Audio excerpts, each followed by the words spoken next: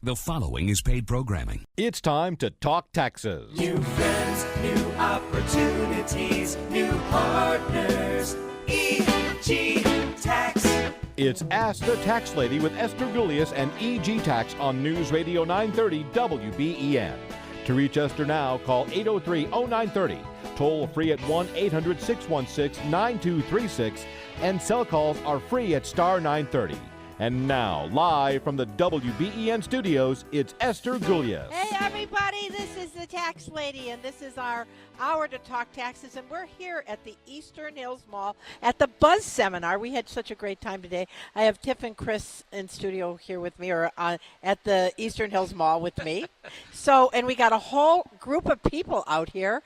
There was a psychic fair today, a craft show and everything. And by the way, if any of you guys want to ask a tax question, get in line, because we'll be very happy to answer your tax questions. But it was a great day. We got and it was great of WBBZ to host us. It was out of this world. It was a great venue. We do want to thank WBBZ and John DeShulo and everybody here. It was absolutely great. And it was our first annual Buzz Seminar. What's the Buzz Seminar? What's the buzz? And I also want to thank Mike Hayflick, who was here from the financial guys, Jeff Katz, who did estate planning, Dennis Kitchen, who did bankruptcy and real estate, Ryan Ferraro, who did insurance, Judy Jack, who is a great real estate guru. Let's see, who else was there? Tim Eliason and you. And me and you guys, right? Right. So we had a great day. Okay, well, we have somebody that's been waiting here a while to ask a tax question. So what is your name and what's your question? Hello, Tax Lady. My name is Kelly, and my question is, I'm a power of attorney for my aunt who has dementia. Now, am I allowed to do her taxes for her? Okay. If you have power of attorney and she has to file a return, then yes, you can do the tax return for her. Now, how long can I go back? Because it's been a couple of years since she's done them. Okay. Not everybody has to file a tax return. You have to come to a minimum income level before you're required to file a return. Did she have any withholding from any of her positions? Well, she's on Social Security, and she also has a 501k. So, you mean a 401k? A 401k, sorry. But it could be a 501. And she has real estate. But has she taken any money out of the 401k? Yes, she has. Does she take out a lot of money? No.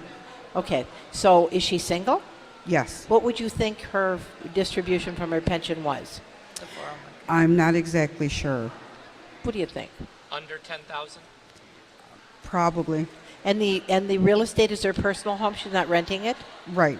Then she wouldn't have to file. She'd be under minimum filing requirements. If she had no withholding, then you don't have to worry. So I guess what you want to do is take a look at the 1099-R form.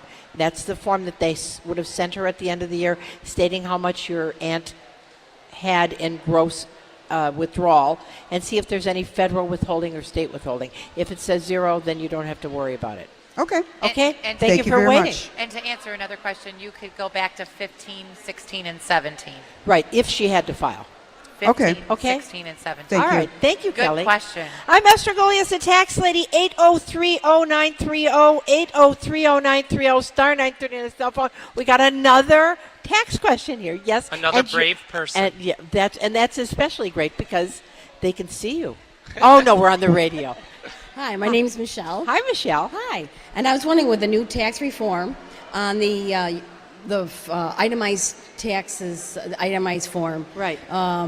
Probably won't be able to do that this year with the new levels, but Right. will you be able to do it on the state? Okay, well, that's really interesting because the state of New York is proposing right now letting you itemize because there's such a discrepancy between the standard deduction on the federal and the standard deduction on the state. In the past, the federal and state were like married. Right. Now they're uncoupling things, and they're talking about uncoupling itemized deductions. So even though you can't itemize on the federal, it looks like you will be able to itemize on the state, and that is coming up. We have a seminar. We're going to that. Yep, October 29th. Yeah, so we'll know definitely there. Right now, it looks like that's what they're looking at. What's the best way to keep up on this information? It's changing. You have to listen to Ask the Tax Lady. Hey, thank you. Right? Well, thank you for coming. Okay, thank you. All right. I'm Esther Golias, the Tax Lady, 8030930, 8030930, star 930 on a cell phone. Anybody else with any questions right here?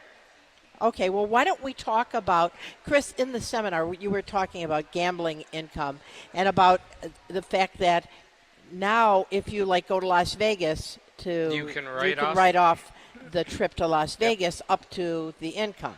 Correct. But it's really a problem now, isn't it, with the Line 21 gambling income, for instance, because for many people, they're not going to be able to itemize, even though they're allowed to take gambling losses up to income. In many situations, it's not going to be enough. Right, because with the double of the standard deduction, we'll say a married couple now, is their standard deduction's $24,000. So in order to itemize, you would have to beat that $24,000.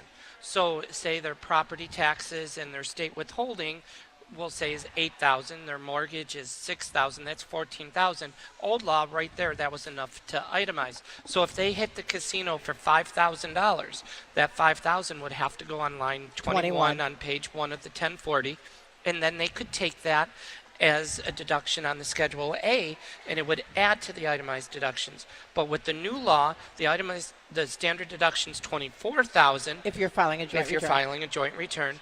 So then you got their $14,000 plus their $5,000. That's only $19,000. They don't have enough to itemize, so they're going to pay tax on 100% of that gambling unless winnings. you win a lot of money. Right, but even at that, Tiff, which is a good point, even at that, your standard deduction is so high that a lot of your gambling income, even if you can write it off dollar for dollar, is still going to be hanging out there because they would have given you 24. Yep. Absolutely. So, and that's really important for people to understand, is that gambling can really cost you a lot of extra tax dollars. And that's where, again, where the state of New York might say, okay, the standard deduction on New York State is this, the standard deduction on the federal is that, and you have the gambling, we're going to let you take it as an itemized deduction. So you want to make sure that you keep accurate records. That's right. Yep, very, very important. I'm Esther Golias, the Tax Lady, 8030930, 8030930, star 930 on your cell phone. And we're here at What's the Buzz seminar. WBBZ was so gracious to host the event here. We had lots of people that came to the seminar. It was a lot of fun. And before our break, I just want to say that our tax school started this week, Thursday, so it's not too late to register. So if you're interested in learning taxes from A to Z, we teach them in class and online. Great opportunity. Go to egtax.com to register. Or go to call 632-7886 and not too late to register. That's right. And then the other thing is we had our drawing.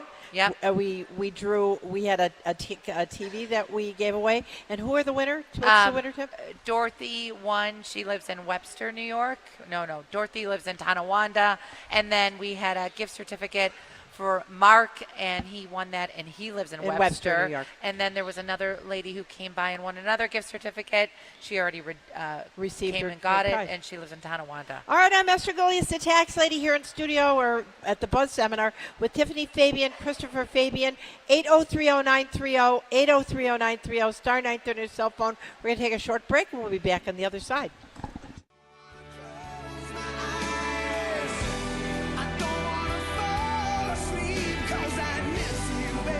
Hey, and I miss you. I'm Esther Golias, the Tax Lady. Miss Frank. 8030930, 8030930, star 930 cell phone. We do miss Frank because we're out of the studio right now. We're at WBBZ in the Eastern Hills Mall. They were so great today in What's the Buzz seminar, and we have another question coming in, and that would be from John DeShulo. I know who John DeShulo is. He runs the station. Well, thank you. We have a great team here. First of all, welcome to WBBZ TV. Thank it was an honor John. to have you here today, and the EG Tax team. And if nothing else, we were certainly well fed, Tiffany. Thank you very much. Had a great time.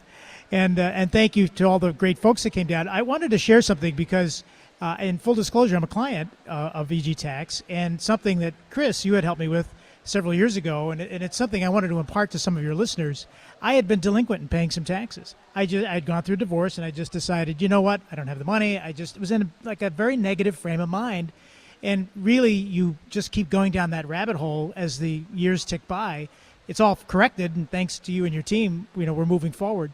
But why does somebody, well, first of all, I can understand why somebody would get, I guess, into that frame of mind. How do you get somebody out of that frame of mind and sit them down and walk them through the process? Because when you start to get the letters and you start to get the calls, it's a very daunting and intimidating awakening. Okay, you know what I think, though, John, is that I think that what's so wonderful about this show and some of the stuff that we do, I think people just don't know what to do, right? And so, like you said, you're down that rabbit hole. There's like nobody that reaches into the rabbit hole and pulls you out. But really, we were doing something together, and like when you see me, you go, oh, cripe, taxes. Yeah, well, actually, Esther, I have this problem. And you have somebody to help you out of the problem. And I just think that it's like anything.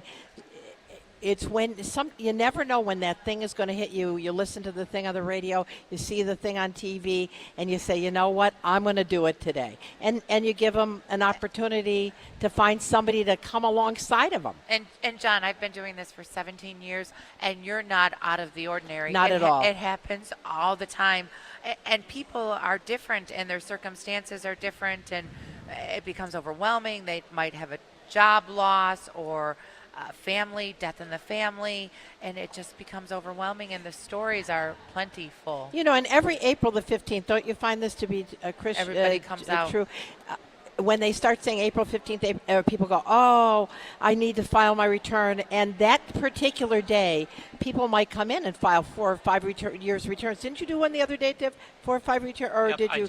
I did. Yeah. 5 years. But I think what we do. And then once they get straight, they'll never get unstraight again. Don't you find that to be? I agree. But it is intimidating. Oh, my gosh. But that's such a great question. Yeah, and I think it's important because you and it have just to so share. happens that Monday is extension deadline. So for everybody that hasn't filed and you did an extension or you haven't done your extension, we'll get you done Monday. Yep, and I think what we do, we don't judge people. Whether it's 1 year worth of return or it's 10 years worth of returns. You make 200,000, you make 10. We treat everybody the same. And if it is 10 years worth of returns, we do one step at a time. We, coming into the door is a hard step for the person coming in. And that's really a good point. And so we're not going to scare you. We're going to, I don't want to say put on kid gloves, but we're going to treat you nice like we do everybody. And we're going to do one at a time, just one at a time. And we'll walk you through and we'll get you, and then say after we do these 10 years worth of returns, and you might owe the government $50,000 because we've seen that happen.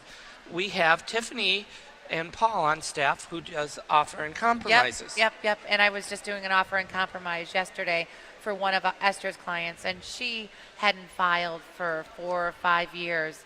And the reason why is she was self-employed, and she was going to owe a heap full of money, and so she just didn't want to face it. Yep, it's tough. It's tough. Yep. But the IRS and is not the knowing, largest I debt think collector. it's like finding something on your body and you think, oh, I got to go to the doctor. I don't want to know. But sometimes when you go and you find out, well, it's just a pimple. It's not cancer. And really, I think that happens a lot. A lot of times people think it's going to be terrible.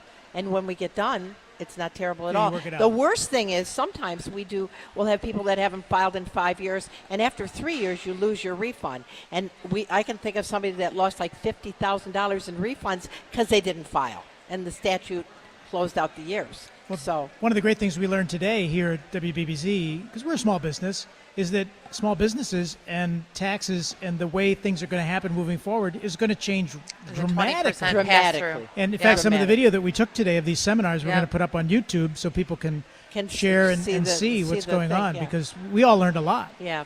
Thanks, John. I'm Esther Golias, the tax lady from EG Tax, 8030930, 8030930, star 930 on your cell phone.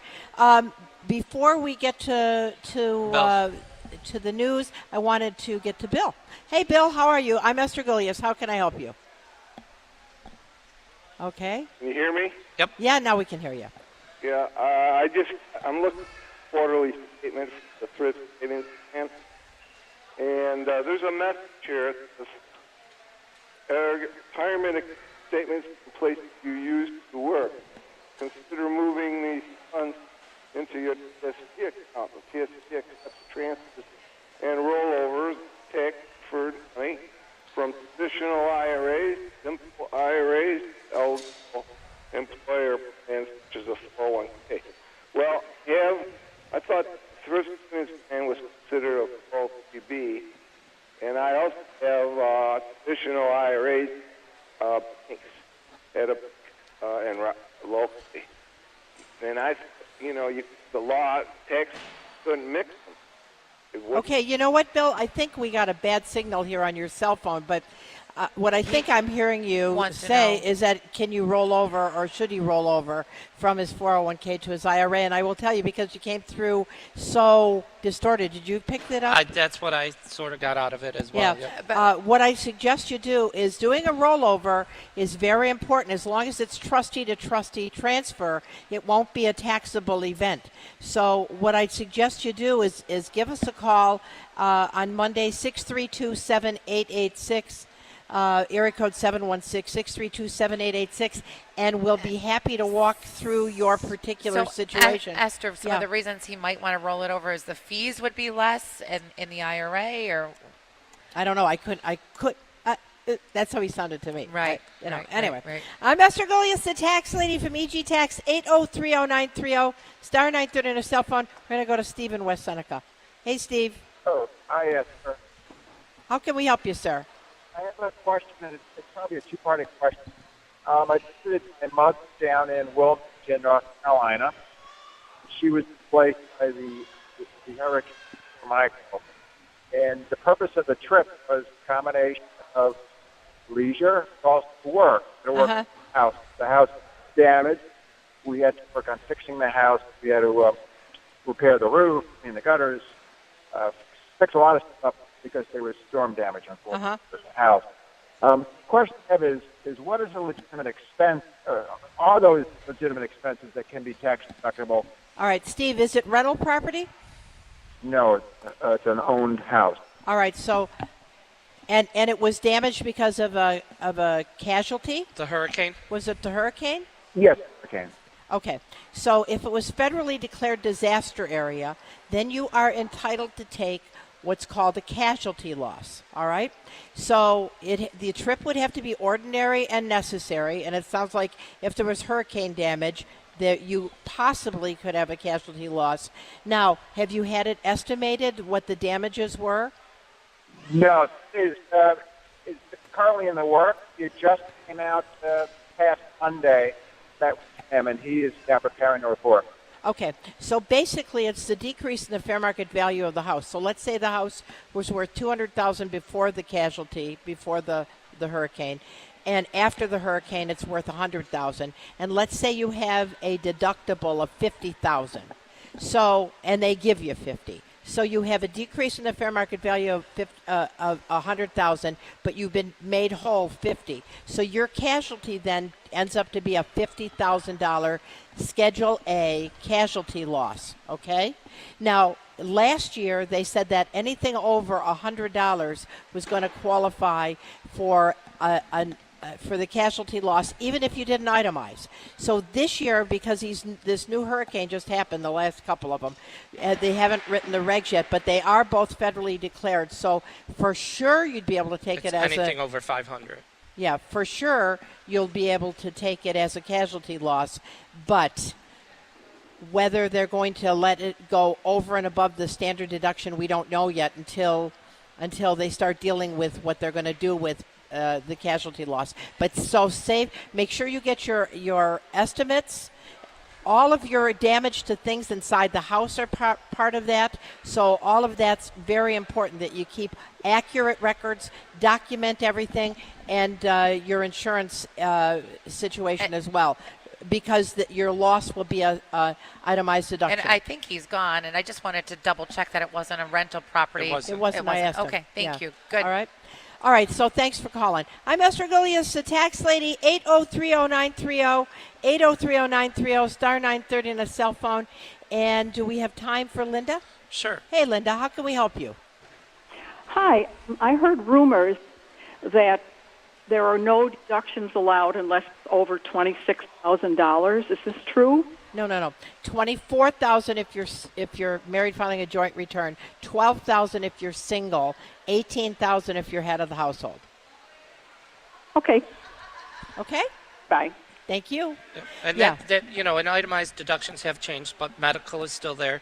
Your state and local taxes are there. That's kept at 10,000. Right. You still get mortgage interest, home equity loans, and then you have charity and your gambling losses and casualty. If it's in so the rumors that she heard are not true. Well, I mean that is the standard. That is the increased standard deduction. The other thing is being single now is actually better than being married because your SALT deduction is limited to 10,000 if you're married filing joint or single. So in this case, two single people would do better than a married couple because of just the SALT deduction alone. Right? Yeah. Well, good. What would happen to that marriage penalty? That's right.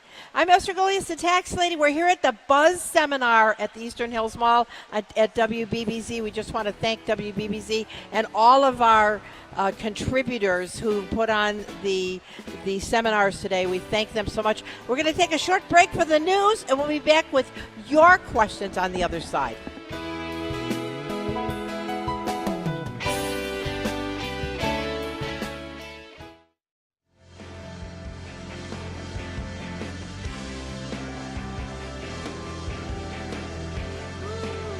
I'm Esther Golias, the tax lady from EG Tax, 8030930, 8030930, star 930 on a cell phone.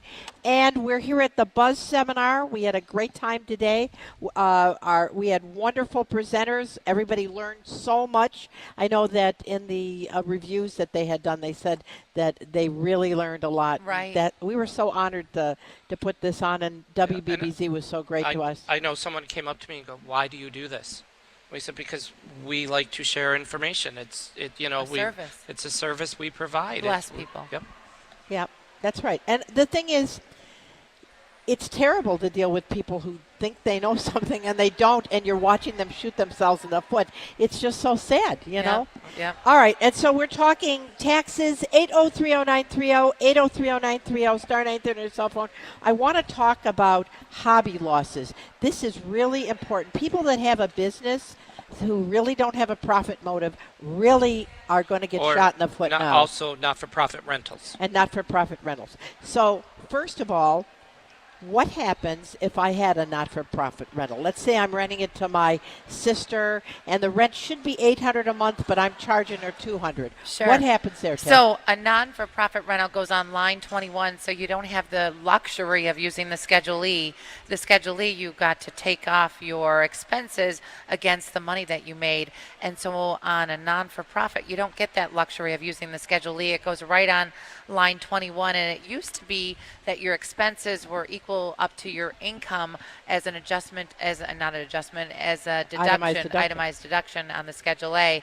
But now you're going to tell me. Now you can't do it because they closed up the deductibility for miscellaneous itemized deductions on the Schedule A. So there's a lot of people that are going to be very sad. And people that are renting below fair market value to your family, to your friends, the income is taxable, but you don't get to take the expenses. Right. Same thing with not-for-profit hobbies. Yes. You get to take the income. The income is taxable, but the expenses to produce the hobby, you cannot take the loss. That's right. So if you're somebody that has a tenant that you're giving a break for rent, you're not charging them fair rental value, or you have a small business that you just love making widgets, and on Saturdays you sell the widgets in your front yard, the truth is, what should they do, Chris? Start going to craft fairs. Start making money. Start doing it as a business. Change your mind. You have to have a for-profit motive in order for you to take the expenses. Otherwise, you can't. Right? And so you end up with the income. Why don't we go to the phones? We're going to talk to Mike in Williamsville. Hey, Mike, I'm Esther Golias. How can we help you, sir? Hi, it's Mike from Williamsville. I got a question in regards to off-compromise and something I've heard called the Fresh Start. Oh yeah, Fresh Start Initiative. They have that commercial running on TV. We talked about offers and compromise. Really, that's what it is. Many people don't realize this, but when they say that the federal government will take pennies on the dollar, they will if you're unable to pay your liability. And that's part of what we do at EG Tax. Other firms will say you can come talk to us if you owe more than $10,000 because their fees are so expensive. Our fees to do the offer and compromise are very reasonable. Yeah. It's a couple of $100.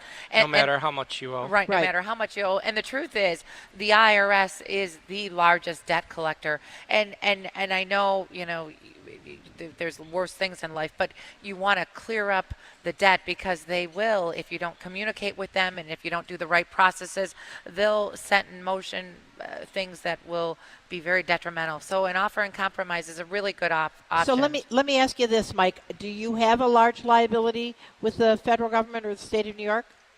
I do. I have $19,000 to the federal government right now. All right. So how long has the debt been hanging around? About 4 years. Okay. Do you have the ability to pay it? Do you have assets? I don't have assets, but over the last couple of years, I started making a significant income. So have you set up a payment program with them? No, I haven't. I was just trying. I've just paid off my New York State tax liability, and I was just trying to see what my options are. All right. What I'd suggest you do is why don't you call Tiffany on Monday at 632-7886, and she can go over all your assets and let you know if you would be able to qualify for an offer and compromise. Obviously, if you're unable, for those of you listening that don't have the ability to pay, you don't have the ability, the offer and compromise gets you out from under. If you do have the ability to pay, then they will let you sometimes work out a payment arrangement. Right. And the truth is, I would recommend that he at least set up a payment plan because that payment plan, if we do an offer and compromise, can be used as a monthly expense. And so setting up a payment plan, it sort of sets the IRS's mind at ease, and it's a monthly expense that we can use as something that you pay every month. So give Tiff a call, Mike. There's no charge for consultation. And for anybody else that owes money, and again, Monday is extension deadline. So if you're hearing the things that Monday you got to get your taxes in for 2017, you're absolutely right because that's the due date for extensions. And we appreciate your phone call. Thanks, Mike.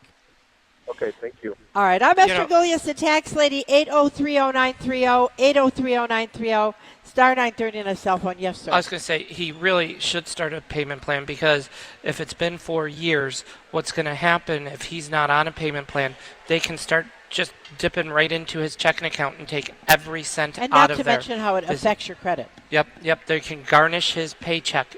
If you're on retirement, they can take your Social Security. They can take part of your pension out. They can take whatever they want. They'll put a lien on your house. So really, you got to be careful. Right. The other thing I want to talk about before we get to the phones, again, 8030930, 8030930, star 930 cell phone. Big changes with alimony. Yep. Big. So starting next, any divorce that's not finalized this year where somebody is paying alimony or spousal support, that will no longer be deductible if you're the payer, and it will no longer be taxable to you if you're the recipient starting next year. So if you're somebody that's having to pay spousal support or alimony, you want to make sure you get that divorce done as soon as possible. And when you're negotiating that divorce, make sure you understand that the kids are worth $2,000 apiece. Huge. So you have to make sure that you understand that once this thing is negotiated, you want to get the forms in place so that you can claim the kids if you're the non-custodial parent by filing Form 8332. And it's so hard to undo what's already set once you sign those papers. It costs so much money. Yep, you got to go back to court, right? And time. Yippers. All right. The other thing is talking about kids, and I know this year the child tax credit for children under the age of 17 is $2,000 per child. Right? Correct. And if you have children that you're still claiming as a dependent that are 17 or older, there's a new family credit of $500 Per person, right. per dependent. Right, and the thing with the child tax credit is that the income, it used to stop at $130,000. For a married couple. Now it's up to $400,000. So it used to be you wouldn't have been able to get it if you had income up that high. Right. Now it's up to $400,000. So a lot of happy people with kids. Right. You have the dual income families now who didn't qualify. Now they will, because the income limit went up, and so they're going to benefit tremendously from this new. All right. The other thing is, while we're talking about kids, a lot of times parents think what I'm going to do is I'm going to fund juniors college by setting up a home equity?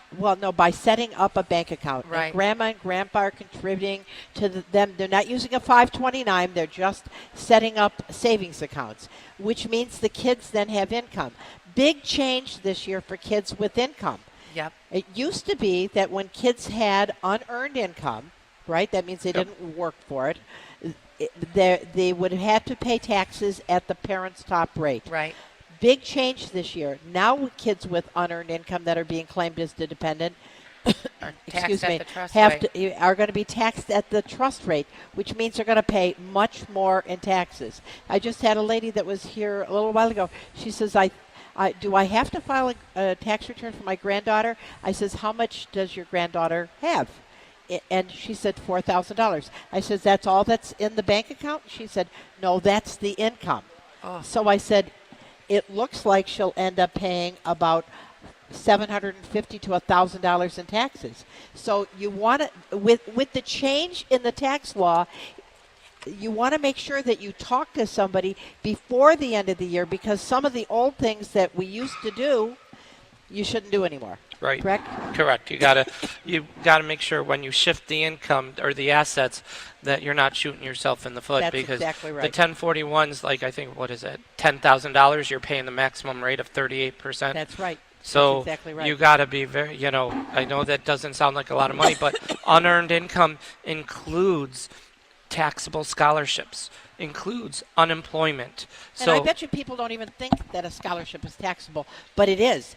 If your scholarship is paying for anything other than your education, books, and fees, Yep. deductible fees, then it's going to be taxable. Right. And unemployment is also subject Unearned, to yep. kitty tax. So those are very important. And the important thing is call your financial, your tax advisor before the end of the year. Call EG Tax. We're happy to help you. There's no charge for the consultation.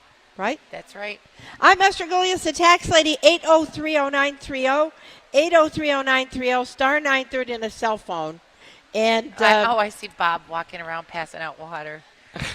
Very nice. Yeah, we're here at the Buzz Seminar at WBBZ. They were so wonderful to give us the use of their space, and we really enjoyed. Everybody learned so much. We had Tim talking about the health insurance, which is very important. Open market now for Medicare. Yeah. Right. And again, it's just like John DeShulo asked that question.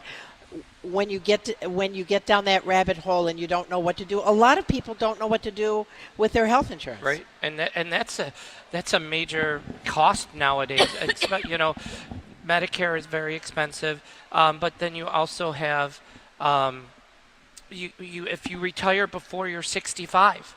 People I can insurance, I don't have to worry about health insurance, that's not a problem.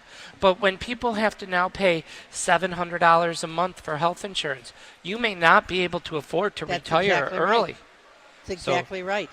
That's where we can help. That's right. And so you can call EG Health Connect at our corporate headquarters. You can go our website at egtax.com. Another thing is it's not the same Medicaid that you used to know. Oh, that's right. Yep. And as a matter of fact, Medicaid, you can actually go on Medicaid Medicare if you have assets. A lot of people think, I can't go on Medicare because I have too much in assets. The truth is, it's the income you make that makes you qualify for Medicaid. Medicaid. Yeah. Yep. You said Medicare. Sorry. I'm Esther Golias, the tax lady from EG Tax. We're going to take a short break. We'll be back with your calls on the other side.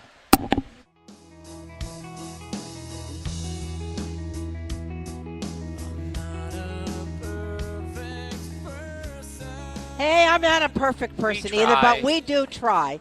I'm Esther Gullius, the tax lady from EG Tax, 8030930, 8030930, star 930 on a cell phone. I want to talk to Mike who in Wheatfield, who's been holding for so long. Hi, Mike. How can we help you, sir?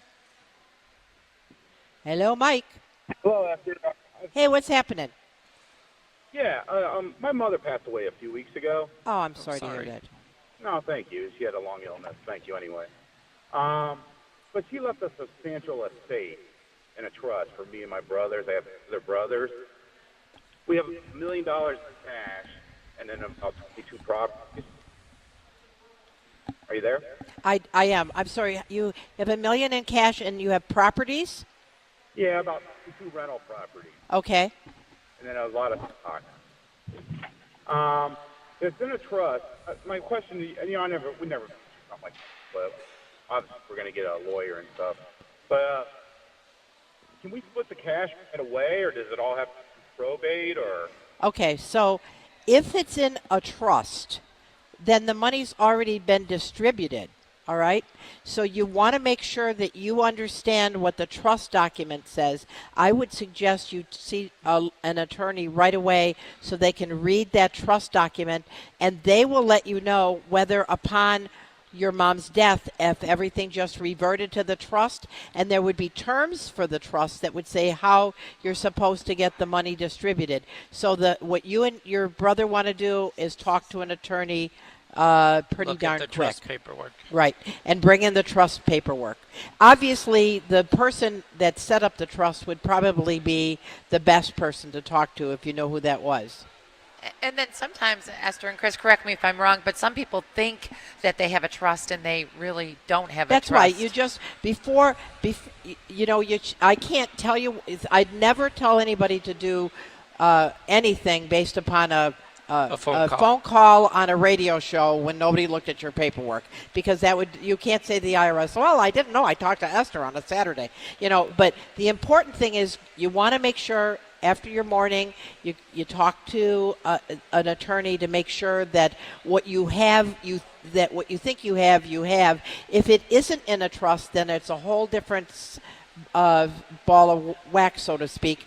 If the money's just in an investment, you and your brother, without going to probate, because you won't have any estate taxes due, should be able to take some of that money right away while you're liquidating the estate. But you want to talk to the attorney first. Well, there is, but that was the second part of my question. Does the IRS look and seeing that also, and I haven't secured $100,000 estate? Need a certificate or? Mike, repeat that question again. Okay, look, there is, it's divided equally, but what about the notice in your account? $400,000 in it. Well, what it all comes down to is what was in mom's name and what's in the trust's names. And mom's, if it's cash accounts, you can distribute, but you got to be careful because of the tax ramification of the assets. If, like you said, she has stocks, there is a stepped-up basis, so Right. probably you won't have to worry about But that. it all depends who owns the stocks. Yep. If the stocks are owned by, what people don't realize is when they put something in a trust, and it depends whether it's a revocable or irrevocable trust too. So if it's in an irrevocable trust, it actually is owned by the trust. And the way the assets are distributed are based upon the way the trust was set up. So I'm going back to the original thing. You need to go talk to the attorney. And the way you can tell what is in, if the account is in your mom's social security number, that means it's in her name. And if the account will say is in the trust number, trust of, like yeah. 16-426, that means it's in a trust account. So you need to know if it's in her social or if it's in the EIN number of the trust. Okay. All right, Mike. But the thing is, you can always call us, and you can come into our office. We'll be very happy to help you. There's no charge. And But intercede. but you really should. You and your brother need to sit down with the attorney. Okay. All right. Thanks, Mike. Sorry about your mom. No, thank you very much. But, putting things in trust is a very good idea. Unfortunately, what people don't realize is a trust pays a lot, if the trust is paying for its own taxes, it's paying at a very high rate. Yep. So you have to be really careful. And that's, even in a state, you have to make sure, when Jeff was here talking, you have to make sure your beneficiaries are updated. You have beneficiaries listed on your IRAs, on your 401ks, because if you don't, that money then goes to the estate, and like we said, that's going to could get taxed at 37% That's exactly right. very fast. I'll tell you, here's the thing. If you have IRAs and you have no beneficiaries listed on your IRA, that means that upon your death, that is going to be there are special rules for people that are beneficiaries. Beneficiaries get to inherit that money in a preferential way. They can spread it out over their life expectancy, they can take it over a 5-year period, or they can take it all by themselves, depending upon which they want. If there's no beneficiary, it just comes to you, poop. You just got to do it the way it comes. So you want to make sure that you have your beneficiaries on your IRAs, your 401ks, and all of your pension plans, because the people inheriting it are going to get a much better break. Right. All right. The other thing I want to talk about before the show's over is moving from a C Corp to an S Corp. Yep. Now, all C Corps are going to pay a minimum tax this year of 21%. So if your C Corp is making $30,000, you're going to pay 21% on the net profit. Plus, if you take money out, if you take that money out because you think I'd like to live on it, then you're going to pay taxes on the distribution. Right, which probably will be another 15%. Right. So if they have recently changed the law, and to make it really very easy to move from a C Corp to an S Corp, and the accounting methods are being changed beneficially as well. You can do cash basis. The S Corp is going to be where you're going to see the 20% pass through. Yep. And the C Corp, all they did was make it a flat 21%. There's many businesses that are paying it, that paid at 10% last year, are going to pay at 21%, right. And if you're a C Corp, find out why. Oh, I was just telling you that's so important. It is. Yeah, sorry, Chris. Yep. We had a lady here today. Her son has a corporation, and he has about a $50,000 loss hanging out in the cloud somewhere. And she goes, how can he use it? You have to close the corporation. You have to close the corporation. Right. And he doesn't want to do that because he thinks it's going to make money someday. But if he was an S Corp. To reiterate what Esther said, sorry, she was going to say something, so I had to say something.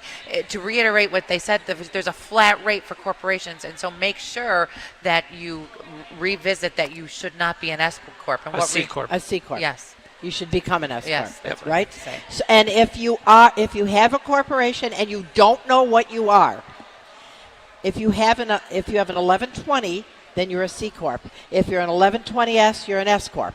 Okay? So go through your records today. Take a look at what your accountant filed for you.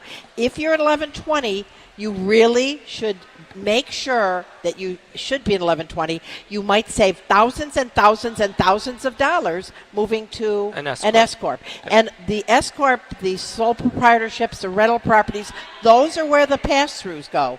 The C Corps, the only deal that they got was the flat rate. So if you're not a large net profit C Corp, look at an S Corp. Right? That's and right. Is it hard to change to an S Corp? Nope, you make an election. No, it's not hard. But make sure you do the election on New York State as well. Right. CT6. Yep. All right. And then don't forget, New York State is thinking of breaking away, so you might not be able to itemize on the federal, but you can on New York. So right. Right. And stay tuned. All right. The other thing is, if you have a loss on a Roth, that's another thing I want to talk about today. If you put money into a Roth, let's say you put $100,000 into a Roth, and unfortunately you invested it with somebody who was not such a hot investor, and it's worth $80,000 right now. Under old law, you'd have been able to deduct the $20,000 by closing it by closing it out. Now, if you had a $20,000 loss, where do you get to take it? Nowhere.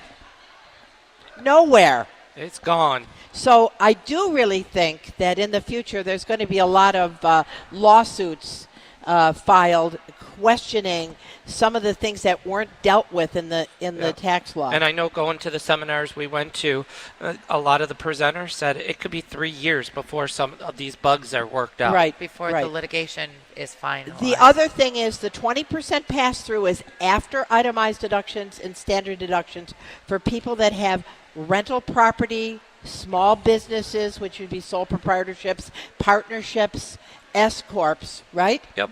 And if you have income up to $315,000 and you have a net profit, you will get the 20% pass-through unless there is another business or rental property that you own that has a loss, because that loss will cover that gain, so the 20% will be computed on the lower figure. Yep. Right. So so it's really important that you visit your situation, because once December 31st happens, it's too late, baby. Yep. Right? So what can they do? They can call EG Tax. Up at 632-7886. And don't forget, if you filed an extension, Monday is the deadline, and we got room to get you in. Right. So we will, if you filed an extension and you need to get your taxes done, Monday will be there. 9 to 5. Sometime later. We don't want to be there later, but we will be there later, because we will get it done. If you're a C Corp, look at moving to an S Corp. If you're a partnership, again, you want to make sure. And the other thing is, you have a non-for-profit. if your income is over $415,000 and you're looking for the 20% because you don't have a service business, the 20% pass through, you want to make sure that you have wages. Yep. Because that's another tool in the tool shed to determine whether or not you qualify for the pass through. Okay. Well, if you need us during the week, we're at egtax.com. I'm Esther Golias, the tax lady, with Tiffany Fabian, Christopher Fabian. Thank you, WBBZ, and all of our presenters that came today, and all the people that came. We thank you so much. Have a great week. God bless. Bye-bye.